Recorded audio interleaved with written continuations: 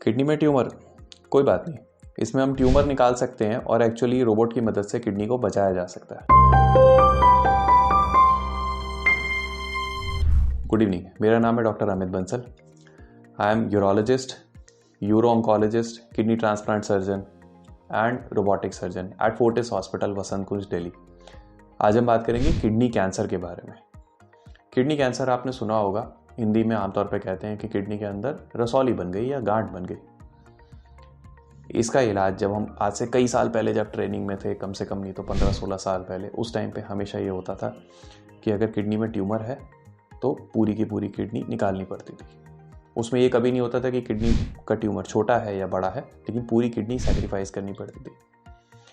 लेकिन बीते कई सालों से जब से रोबोटिक टेक्नोलॉजी आई है, हमारे पास एक बहुत ही इम्पॉर्टेंट एक टूल हाथ लगा है जिससे एक्चुअली हम लोग सिर्फ ट्यूमर को निकाल सकते हैं और किडनी को बचाया जा सकता है।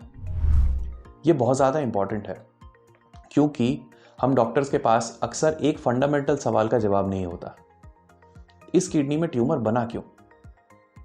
क्योंकि हमारे पास इस सवाल का जवाब नहीं है, हमारे पास अगले सवाल का भी जवाब नहीं है। क्या गारंटी है कि यही ट्यूमर दूसरी किडनी में नहीं बनेगा फ्यूचर में?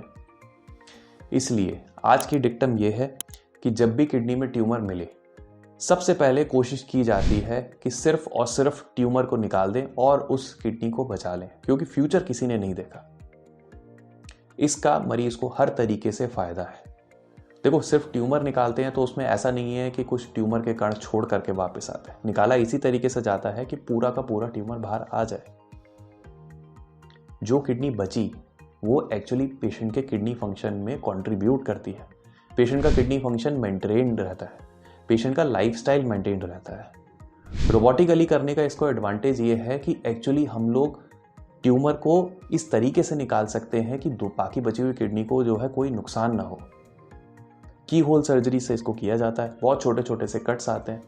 इनफैक्ट सर्जरी के 1 महीने 2 महीने बाद जो है दूर से देख के कोई बता भी नहीं पाएगा कि आपकी बॉडी में एक्चुअली कोई मेजर किडनी सर्जरी हो गई है। ये एडवांटेज है सर्जिकल रोबोट का। रोबोट के जो इंस्ट्रूमेंट्स होते हैं वो बिल्कुल पेंसिल जितने पतले होते हैं और उतने ही छोटे छोटे सुराख बनते हैं शरीर में। बहुत ही छोटे चीरे से जो है ये सारा का सारा ऑपरेशन हो जाता है। इनफैक्ट आपके बाद में शरीर में निशान ना आए इसलिए टांके भी बाद में उसी तरीके से लगाए जाते हैं। आमतौर पे पेशेंट्स को हम सर्जरी वाले दिन एडमिट करते हैं। ऑपरेट होने के बाद अगले दिन से ही हम एनकरेज करते हैं कि आप अपने बिस्तर से निकलिए, सब खाना पीना खाइए, घूमिए फिरिए, सब वो एक्टिविटीज़ करिए जो कि आमतौर पे आप घर पे करते हैं।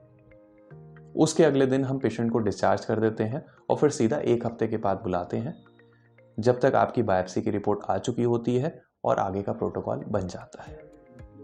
सो रोबोटिक्स एक्चुअली वरदान है उन पेशेंट्स के लिए जिनको किडनी कैंसर अनफॉर्चुनेटली डायग्नोज हुआ है, क्योंकि यही एक ऐसी मोडालिटी है जिससे हम काफ़ी हद तक जो है मैक्सिमम किडनीज को बचा लेते हैं।